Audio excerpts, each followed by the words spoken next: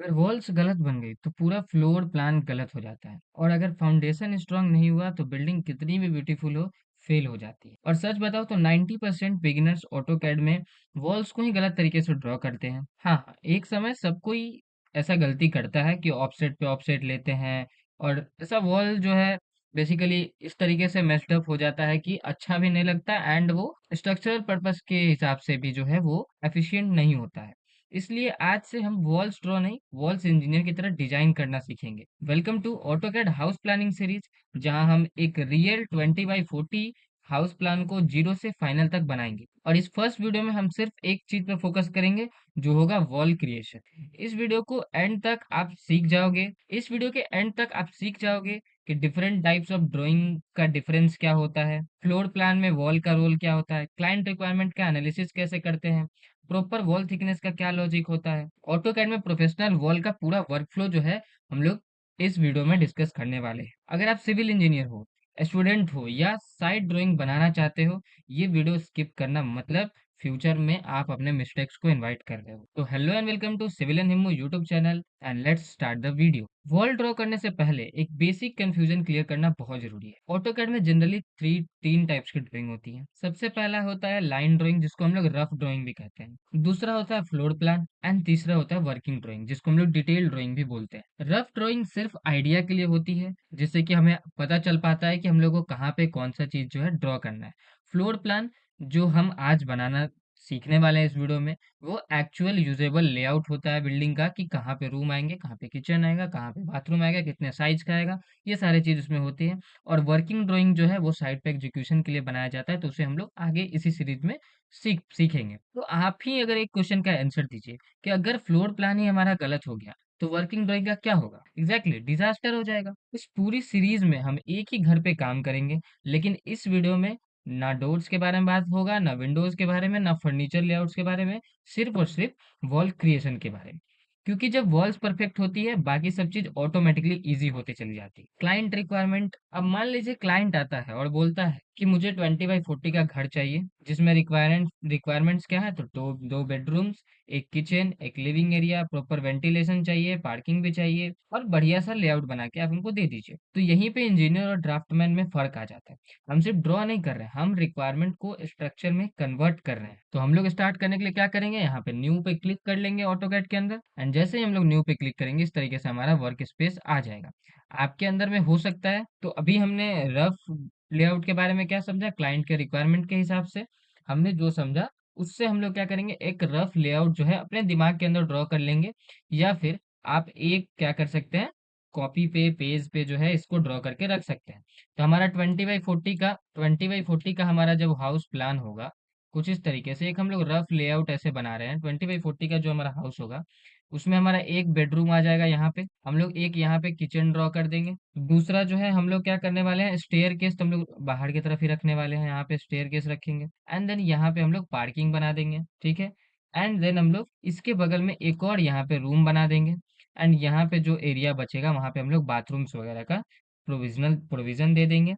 And यहाँ पे जो है हमारा जो ये एरिया बच जाएगा, इस प्रॉपर एरिया में हम लोग क्या करेंगे, तो हम लोग डाइनिंग या लिविंग का जो है स्पेस प्रोवाइड कर देंगे, ठीक है। तो इस तरीके से हम लोग ये पूरा जो है बिल्डिंग प्लान बनाने वाले हैं। तो ये इसे हम लोग कहते हैं रफ लेआउट, और ये आपको अपने दिमाग के अंदर में बना ले। तो फर्स्ट ऑफ ऑल, तो जैसे ही आप यहाँ पे अपना नया ड्राइंग स्टार्ट करोगे, तो यहाँ पे आपको हो सकता है क्या कि कुछ इस तरीके से आपका स्क्रीन हो, यहाँ पे ग्रिड हो। आप देख सकते हैं कि यहाँ पे जो है इस तरीके से देख सकते हैं, ये जो लाइंस बना है इसे हम लोग कहते हैं ग्रिड। ठीक है, तो इस ग्रिड को हटाने के लिए आपको क्या करना है, तो सबसे पहले तो आप ग्रिड को ऑफ करने के लिए यहाँ पे जो है आप क्लिक कर सकते हैं, ठीक है। इस बटन पे जो है आपको एक बार क्लिक करना है, और इस तरीके से आप ग्रिड को जो है ऑफ कर देंगे। या फिर आप अपने कीबोर्ड पे जो है F7 बटन को भी क्लिक कर सकते हैं, उससे जो है आप ग्रिड को ऑफ कर सकते हैं। एंड ये एक और चीज हो सकता है कि आपका जो ये बैकग्राउंड कलर हो वो व्हाइट ना होकर के ब्लैक हो। तो यहाँ से आप जो है उसे भी यहाँ से राइट क्लिक करना है, ऑप्शंस में जाना है, एंड यहाँ पे ऑप्शंस पे आने के बाद आपको यहाँ पे डिस्प्ले पे आ जाना है। एंड डिस्प्ले देख सकते हैं, यहाँ पे डिस्प्ले पे आना है। एंड इस डिस्प्ले पे आने के बाद में यहाँ पे जो आपका ये कलर्स का जो ऑप्शन है, इस कलर्स के ऑप्शन पे आपको क्लिक कर देना है।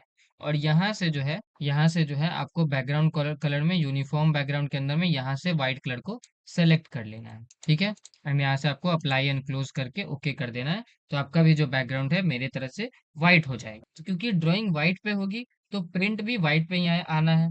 तो ब्लैक बैकग्राउंड अगर हम लोग लेंगे तो वो सिर्फ अच्छा दिखता है, आंख पे थोड़ा कम स्ट्रेन पड़ता है ब्लैक से, बट होता ये है कि जब हम लोग को प्रिंट जो करना है वो एक्चुअली व्हाइट पेपर पे करना है, तो ब्लैक से व्हाइट पे कन्वर्ट होने में बहुत सारा कलर जो है चेंज हो जाता है। तो हमें अच्छे से विजुअलाइज नहीं हो पाता है कि एक्चुअल में हमारा ड्राइंग प्रिंट होने के बाद कैसा दिखेगा। तो बेटर है कि आप व्हाइट पेज लेकर के जो है काम करें। नेक्स्ट हम लोग बढ़ते हैं लेयर क्रिएशन पे।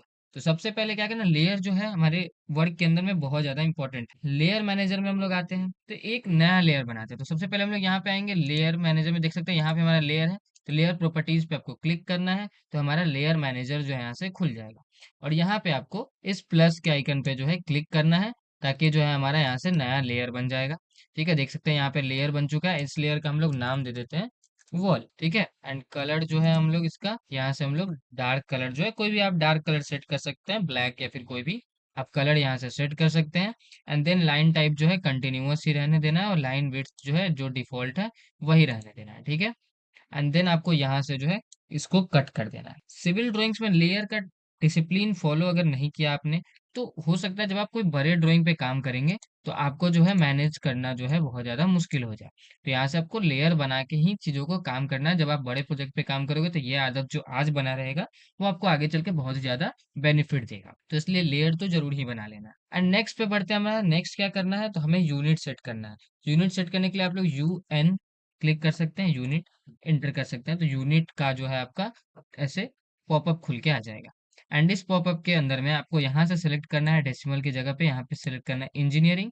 एंड इंजीनियरिंग में आपको जितना भी प्रिसीजन रिक्वायर्ड हो उतना प्रिसीजन में आप फिट इंचेस यहाँ से सेलेक्ट कर सकते हैं। एंड यहाँ मिलीमीटर की जगह पे आपको इंचेस सेलेक्ट कर लेना है। एंड देन यहाँ से ओके क्लिक कर लेना। तो यहाँ से हमारा यूनिट भी जो है सेट हो चुका है। इंडिया में mostly fit inches system use होता है, इसलिए इंजीनियरिंग यूनिट्स जो है ज़्यादा प्रैक्टिकल हमारा चॉइस है। अब हम प्लॉट ड्रॉ करते हैं।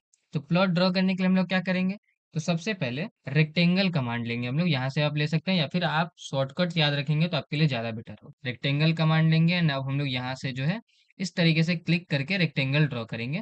और यहाँ पे देख सकते हैं आपको डायमेंशन डालने का जो है यहाँ पे ऑप्शन आ रहा है, ठीक है। डायमेंशन डालने का ऑप्शन आ रहा है। तो डायमेंशन डालने के लिए हम लोग क्या करेंगे, सबसे पहले डालेंगे 20 फीट, ठीक है। कीबोर्ड पे आपके फीट और इंचेज का जो है सिंबल बना होगा 20 feet. And then tab and ऊपर डालेंगे हम लोग 40 फीट एंड इंटर कर देंगे। तो इस तरीके से जो है हमारा रेक्टेंगल बन गया। इसको हम लोग इस तरीके से सेलेक्ट करके जो है एक जगह से दूसरे जगह पे ऐसे मूव कर देंगे, ज़्यादा जहाँ पे हमें अच्छे से दिखाई दे। अभी हम लोग क्या कर रहे हैं यहाँ पे, एक चीज आपको ध्यान रखना है कि फिट के लिए हम लोग ऐसे एक डॉट का यूज कर रहे हैं और इंचेज के लिए ऐसे डबल डॉट का। तो ये आपके कीबोर्ड में बना होगा, तो एक बारी आप इस चीज को देख लीजिएगा अगर आपको ये चीज क्लियर ना हो तो हमने क्या किया, ये बाउंड्री बना लिया। ये सिर्फ एक बाउंड्री है, अभी ये घर नहीं, क्योंकि बाउंड्री क्या है, जमीन कितना हमारा है वो है बेसिकली बाउंड्री। अब हम लोग बढ़ते हैं ड्राइंग बनाने के लिए। तो हम लोग उससे पहले क्या करेंगे, आपको कंट्रोल+0 क्लिक करना है। कंट्रोल+0 आप जैसे ही क्लिक करेंगे इस तरीके से आप फुल स्क्रीन पे आ जाएंगे। एंड इसका यूज जो है, ये शॉर्टकट जो है बिगिनर्स लोग इग्नोर कर देते हैं, बिगिनर्स लोग को नहीं मालूम होता है। और प्रोफेशनल लोग इस चीज का यूज करके ज्यादा बड़ा स्पेस का यूज कर पाते हैं, जिससे कि वो आसानी से काम कर पाते हैं और इजीली काम कर पाते हैं। तो एक बार हम लोग क्या करते हैं, एक बार और हम लोग रफ स्केच इस प्लॉट के अंदर में ड्रॉ कर लेते हैं। तो रफ स्केच हम लोग कैसे ड्रॉ करेंगे, तो हम लोग ऐसे अच्छे से हम लोग एक रफ लेआउट बनाएंगे। एग्जैक्ट डायमेंशन हम लोग अभी नहीं करेंगे, सिर्फ रूम प्लेसमेंट करेंगे कि लिविंग कहाँ होगा, बेडरूम कहाँ होगा, किचन वेंटिलेशन किस साइड होगा। तो यहीं पे जो है हमारा engineering judgment and engineering knowledge जो है यहाँ पे हमारा यूज आने वाला है। तो सबसे पहले हम लोग क्या कर रहे हैं, तो हमारा 20x40 का प्लॉट है, तो हम लोग इसको यहाँ से डिवाइड करने वाले हैं। एंड इस साइड एक साइड हम लोग बेडरूम बनाएंगे, यहाँ पे बेडरूम हो जाएगा एंड यहाँ पे किचन बना देंगे, ठीक है। देन हम लोग क्या करने वाले हैं, इधर से यहाँ पे जो है आके स्टेयरकेस यहाँ पे बनाने वाले हैं। एंड यहाँ से हम लोग आगे इधर पार्किंग बनाने वाले हैं। ये हमारा पार्किंग एरिया हो जाएगा, ये हमारा स्टेयरकेस हो गया। एंड यहाँ पे जो है हम लोग एक और यहाँ पे रूम बनाने वाले हैं, ये भी हमारा एक बेडरूम हो गया। एंड ये जो हमारा पूरा एरिया बनेगा यहाँ पे हम लोग OTS या फिर जो हमारा टॉयलेट है, बाथरूम है, वो सब हम लोग दे देंगे। एंड जो हमारा ये एरिया बचेगा ये हम लोग ड्राइंग या फिर लिविंग एरिया जो है हम लोग छोड़ देंगे। तो इस तरीके से हमने एक रफ लेआउट बना लिया। इसको आप लोग कॉपी पे भी बना सकते हैं ताकि आपका जो है विजुअलाइजेशन जो है अच्छा रह सके। इसी रफ स्केच से जो है हम लोग एक परफेक्ट प्लान बनाने वाले हैं। अब बात करते हैं हम लोग स्टैंडर्ड रूम साइज का, कि आपका बेडरूम वगैरह का जो साइज है वो कितना होना चाहिए।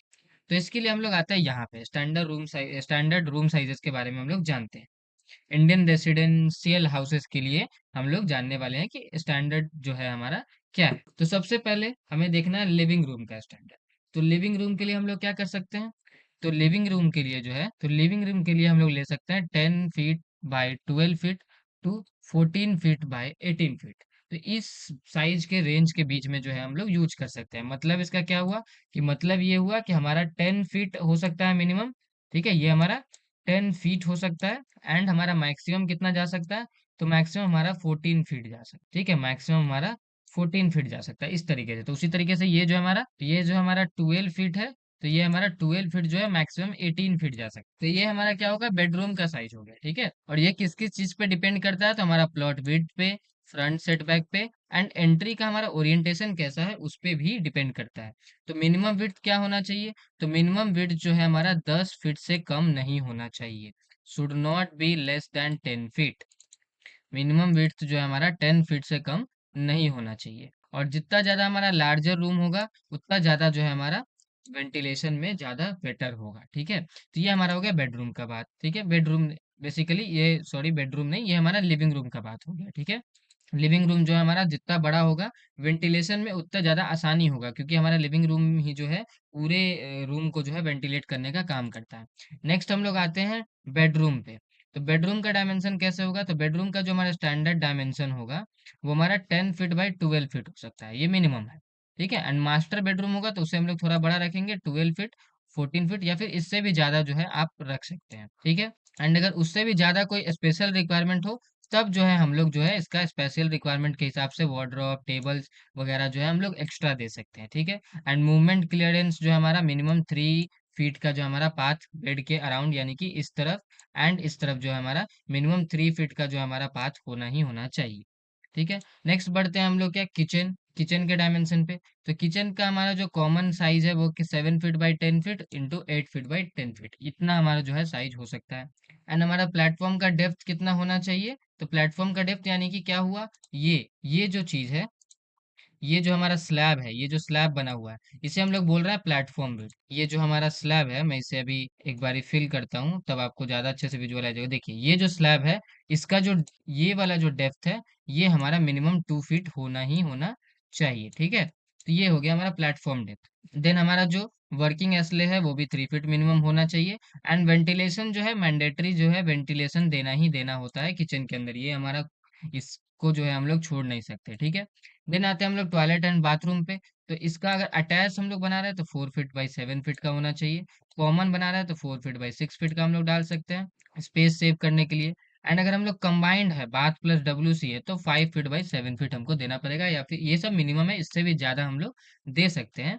और जो है हमारा डोर जो है, हमेशा जो हमारा डोर है आउटवर्ड ओपन होना चाहिए, ठीक है। या फिर अगर स्लाइडिंग है तो ज्यादा बेटर है आप स्पेस सेव करने के लिए। नेक्स्ट हम लोग आते हैं स्टेयरकेस के लिए। तो स्टेयरकेस तो खैर हम लोग आगे पढ़ने वाले हैं, फिर भी आप देख सकते हैं कि मिनिमम स्टेयर विड्थ जो है हमारा 3 फीट होना चाहिए। कंफर्टेबल है, कंफर्टेबल विड्थ होगा तो 3 फीट 6 इंचेस से हम लोग 4 फीट तक दे सकते हैं, अगर कोई लग्जरी हम लोग हाउस बना रहे हैं तब, ठीक है। एंड राइजर एंड ट्रेड जो है मैंने ऑलरेडी भी बता रखा है, तो आप एक वीडियो आई आइकन में आ रहा है, वहां से आप भी स्टेयरकेस के बारे में देख सकते हैं।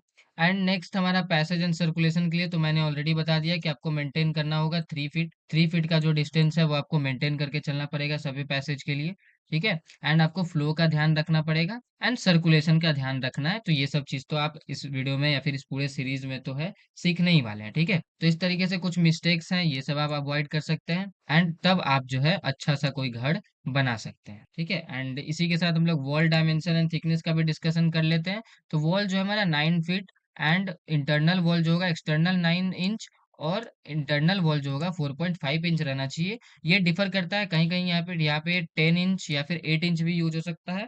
तो वो सिटी टू सिटी जो है चेंज होते रहता है। एंड डोर एंड विंडो का जो प्लेसमेंट है वो सब भी जो है मैं धीरे धीरे इस पूरे सीरीज में आपके साथ में डिस्कस करने वाला हूँ।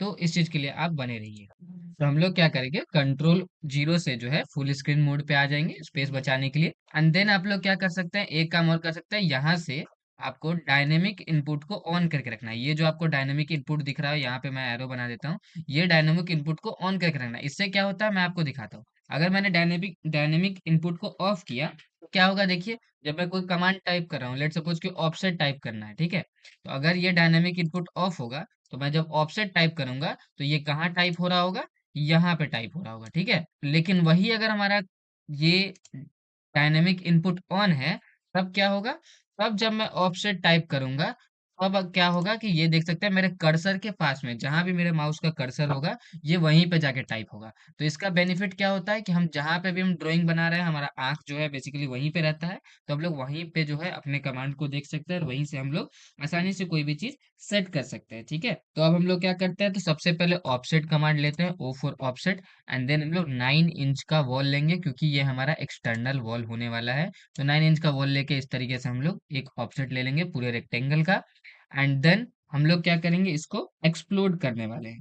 क्योंकि अगर हम लोग इसको एक्सप्लोड नहीं करेंगे तो ये देख सकते हैं पूरा का पूरा रेक्टेंगल ही रहेगा, तो हमारे पास कंट्रोल कम हो जाएगा। तो इसलिए हम लोग क्या करने वाले हैं, तो इसको एक्सप्लोड करेंगे। तो बेसिकली हम लोग इस तरीके से इसको सेलेक्ट करेंगे, and x for explode command, and explode पे क्लिक करके इसको पूरी तरीके से हम लोग एक्सप्लोड कर देंगे। तो इस तरीके से जो है हमारा ये लाइन जो है, देख सकते हैं सारा लाइन अलग अलग लाइंस में कन्वर्ट हो चुका है। तो हम लोग आसानी से जो है अपना आगे का प्रोसीजर कर सकते हैं। अब हम लोग क्या करेंगे, अपने पूरे प्लान को जो है सिस्टमेटिकली कंप्लीट करेंगे, यानी कि जहां पे भी हमें वॉल्स बनाना है, हम लोग सारे वॉल्स को बनाते चलेंगे। तो सबसे पहले हमें क्या करना है, हम लोग ओ फोर ऑफसेट ले लेते हैं, एंड यहाँ से हम लोग 10 फीट का एक रूम दे देंगे, 10 फीट का यहाँ से एक रूम दे देंगे, एंड यहाँ से हम लोग इसका जो हमारा अंदर का जो वॉल होगा वो 4.5 इंचेस का दे देंगे।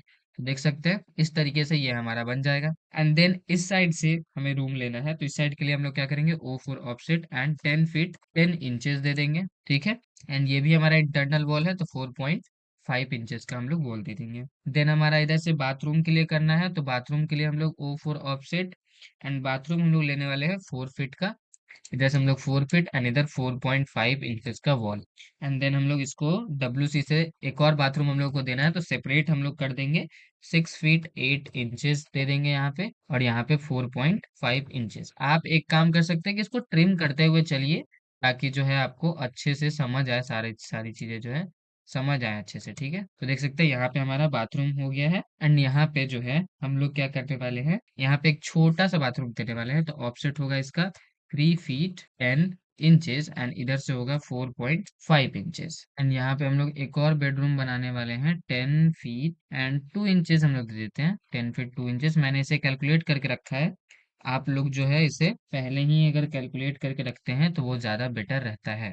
एंड देन आप लोग EX से एक्सटेंड कमांड लेके इसे यहाँ से हम लोग एक्सटेंड कर सकते हैं, ताकि जो है ये पूरा बाहर तक आ जाए, ठीक है। देख सकते हैं यहाँ पे हमारा हो चुका है।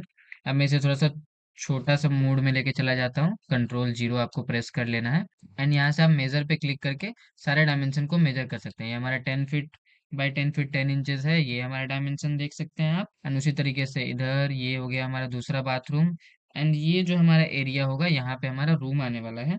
तो हम लोग क्या करते हैं, सबसे पहले इस लाइन को एक और ऑप्शन देते हैं हम लोग 9 फीट 10 इंचेस का, ठीक है। या फिर हम लोग क्या कर सकते हैं, इसे जस्ट मूव करते हैं, एंड यहाँ से हम लोग इसे यहाँ पे मूव कर देंगे, ठीक है। देख सकते हैं ये हमारा, हम लोग इस लाइन को जो है यहाँ पे लेकर के आ सकते हैं।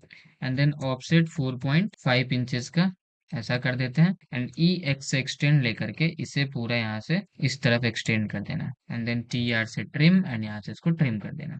अंदर वाला जो हमारा वॉल है इसे भी इस तरीके से ट्रिम कर देना है, ये भी जो है हमारा ऐसे ट्रिम हो जाएगा। इधर भी ट्रिम कर देना है, ये भी जो एक्स्ट्रा बच रहा है इसे ट्रिम करना है, एंड इस पार्ट को भी ट्रिम करना है, क्योंकि यहाँ पे हमारा क्या आने वाला है, स्टेयर आने वाला है। एंड यहाँ पे जो हमको पार्किंग देना है, वो हम लोग ऑलमोस्ट दे देते हैं 12 फीट 6 इंचेस का, 12 फीट 6 इंचेस का हम लोग पार्किंग दे देंगे। तो यहाँ पे हमारा पार्किंग एरिया भी बहुत अच्छा हो जाएगा, लेकिन ये हम लोग ऑफसेट लेंगे बाहर के वॉल से, क्योंकि पार्किंग में तो हमारा बाहर का वॉल भी मतलब आसानी से ये काम में आ जाएगा ना, बाहर का एरिया भी। तो यहाँ पे हम लोग ले लेंगे 4.5 इंचेस का हम लोग वॉल दे देंगे, TR फॉर ट्रिम, एंड इस तरीके से हम लोग इसे ट्रिम कर देंगे। तो देख सकते हैं इस तरीके से बन चुका है, इस तरीके से हमारे सारे तरफ का जो वॉल बन चुका है। अब आप लोग TX कमांड ले सकते हैं, जो कि एक YQH प्लगइन का कमांड है। तो अगर आपके पास ये प्लगइन नहीं है तो ये कमांड काम नहीं करेगा। और ये कमांड क्या करता है, तो बेसिकली ऐसे ऑटोमेटिकली जो है अच्छे से ट्रिम कर देता है ना, जो भी जगह से ट्रिम करना है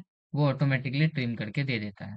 तो इस तरीके से मैंने सारे एरियाज को जो है ट्रिम कर लिया है। अब हमें क्या करना है, अब हमें अपने प्लान का डायमेंशनिंग करना है। लेकिन डायमेंशनिंग अगर करेंगे तो देखिए हमारे साथ क्या प्रॉब्लम आएगा। अगर हम लोग इस तरीके से डायमेंशन लगाएं तो आप देख सकते हैं ये कितना छोटा नंबर आ रहा है। मतलब कि जब ड्राइंग प्रिंट होगा तो कुछ पढ़ाएगा भी नहीं, तो वो डायमेंशन लगाने का क्या फायदा। तो इस चीज को सॉल्व करने के लिए हम लोग क्या करेंगे, डायमेंशन स्टाइल मैनेजर को ओपन करेंगे। तो इसके लिए आप टाइप कर सकते हैं DIMS। तो आपको आ जाएगा यहाँ पे डायमेंशन स्टाइल, एंड जैसे ही आप इस पे क्लिक करेंगे डायमेंशन स्टाइल मैनेजर ओपन हो जाएगा। यहाँ पे आपको मॉडिफाई पे क्लिक करना है, एंड यहाँ पे आपको सबसे पहले आना है प्राइमरी यूनिट्स के अंदर। एंड यहाँ पे आपको सेट करना है जो भी आपने यूनिट यूनिट के अंदर सेट किया था वही सेम यूनिट आपको यहाँ पे सेट करना है। तो इंजीनियरिंग, यहाँ पे मैंने प्रिसीजन सेट किया and बस। इसके अलावा आपको यहाँ पे कुछ नहीं करना। देन आपको आना है यहाँ पे फिट के अंदर, एंड ओवरऑल स्केल को 2.5 कर देना है। ठीक है, स्केल फैक्टर बेसिकली 2.5 रहता है, तो एक ही बार में सारे मतलब कि बेसिकली टेक्स्ट का हर चीज का जो साइज है उसके अकॉर्डिंग बढ़ जाता है। ठीक है, तो ये स्केल जनरली रेसिडेंशियल के लिए यूज होता है, तो शायद ये इस ड्राइंग के लिए काम कर जाए। हम लोग बार बार ट्राई करके भी देख सकते हैं। तो यहाँ से आपको इसको क्लोज करना है, एंड देन आपको यहाँ से डायमेंशन लगाना है। तो देख सकते हैं ये डायमेंशन जो है बेसिकली ठीक साइज हो चुका है। ठीक है, अगर आपको फिर भी ये भी डायमेंशन छोटा लगता है तो आप इससे बड़ा डायमेंशन यूज कर सकते हैं। आप फिर से यहाँ पे डायमेंशन स्टाइल मैनेजर में जाएंगे, एंड यहाँ से बस आपको कुछ नहीं करना, मॉडिफाई के अंदर में जाके फिट में जो 2.5 का स्केल है इसको 3 या 3.5 कुछ भी रख सकते हैं। तो मैं अभी के लिए 3 रख देता हूँ, एंड ओके कर देते हैं, क्लोज। यहाँ पे आपको देख सकते हैं यहाँ पे जो है आपको डायमेंशन का ये मिल जाएगा बॉक्स। आप यहाँ से भी डाल सकते हैं, या फिर आप DIM क्लिक करेंगे तो यहाँ से भी आप डायमेंशन को जो है पुट कर सकते हैं इस तरीके से। तो देख सकते हैं ये आ गया 20 फीट, एंड इधर आ गया हमारा डायमेंशन 40 फीट। ठीक है, बट इसको भी जो हमें क्या करना चाहिए था, अलग से डायमेंशन के लेयर में करना चाहिए। ठीक है, लेकिन मैं अभी के लिए बता रहा हूँ। ठीक है, तो अभी के लिए इसे हम लोग ऐसे रख सकते हैं। तो हमारा इस तरीके से हम लोग अगर लेयर में काम करते हैं तो वो ज़्यादा बेटर होता है। तो हम लोग बना ही लेते हैं एक लेयर, जो यहाँ से नेक्स्ट लेयर करेंगे, एंड DIM, या फिर हम लोग बस डिम लिख देंगे तो पता चल जाएगा कि ये डायमेंशन लेयर है। और यहाँ से हम लोग कोई भी और कलर यूज कर सकते हैं। तो हम लोग थोड़ा सा लाइटर वर्जन यूज करते हैं ब्लैक का, एंड यहाँ से हम लोग चलते हैं अपने डायमेंशन वाले लेयर में, और इसमें जा करके हम जो है डायमेंशन को लगा देते हैं। तो देख सकते हैं ये आ गया हमारा 20 फीट, एंड ये आ गया हमारा 40 फीट। ठीक है, तो इस तरीके से हमारा डायमेंशन लग चुके हैं। और यहाँ पे मैं आपको एक सीक्रेट बताना चाहता हूँ। बेसिकली एक शॉर्टकट ट्रिक है, अगर आप पहले से जान रहे होंगे तो बेटर है, नहीं जान रहे होंगे तो कोई बात नहीं। अगर आप लेट सपोज कि आपने ट्रिम कमांड को एक्टिव किया हुआ है, आप कोई चीज ऐसे ट्रिम कर रहे हो, बट आपको पता चलता है कि नहीं यहाँ ट्रिम नहीं, यहाँ एक्सटेंड करना है, तो आप शिफ्ट प्रेस करोगे तो जैसे आपका ट्रिम कमांड है वो एज ए एक्सटेंड कमांड काम करेगा, और जैसे ही फिर आप शिफ्ट को छोड़ दोगे फिर ये ट्रिम के जैसा काम करने लगेगा। तो ये एक छोटा सा ट्रिक था जो मैंने वीडियो के बीच में आपको बता दिया। ठीक है, ये आपके लिए बहुत ही ज्यादा यूजफुल हो सकता है जब आप ट्रिम कर रहे हो। वैसे तो मैंने यहाँ पे YQ आर्च प्लगइन का यूज कर लिया है।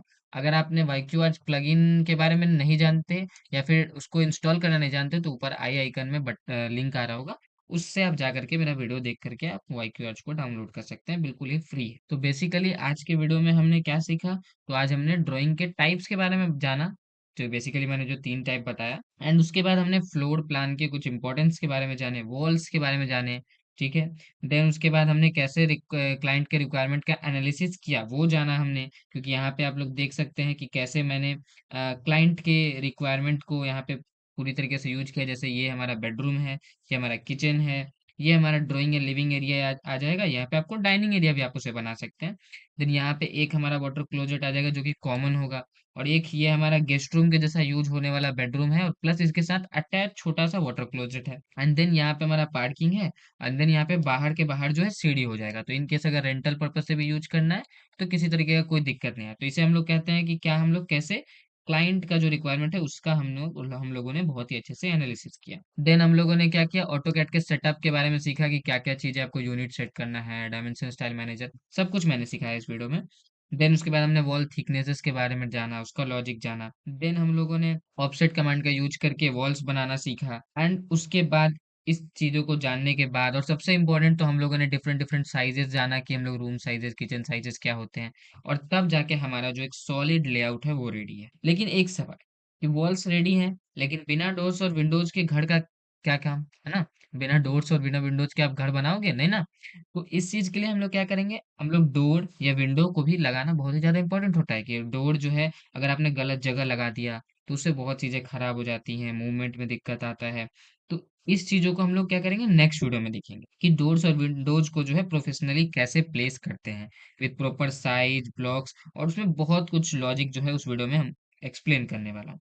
तो इस वीडियो का जो आपने अभी तक अगर आपने और भी मैंने एक वीडियो में बताया है कि आप कैसे बेसिकली एक बबल लेआउट बना करके, जैसे हम लोगों ने डायरेक्ट यहाँ पे रफ का यूटिलाइज किया, तो कैसे एक रफ प्लान बनाते हैं वो मैंने एक वीडियो में सिखा दिया है, और इस वीडियो पे बहुत ही अच्छे व्यूज है, अभी इस पे 20K प्लस व्यूज है। तो अगर आप उस वीडियो को देखना चाहते हैं तो अभी आपके स्क्रीन पे ये वीडियो आ चुका है। एंड मिलते हैं हम लोग नेक्स्ट वीडियो में किसी नेक्स्ट टॉपिक के साथ में, तब तक के लिए thanks for watching and bye bye.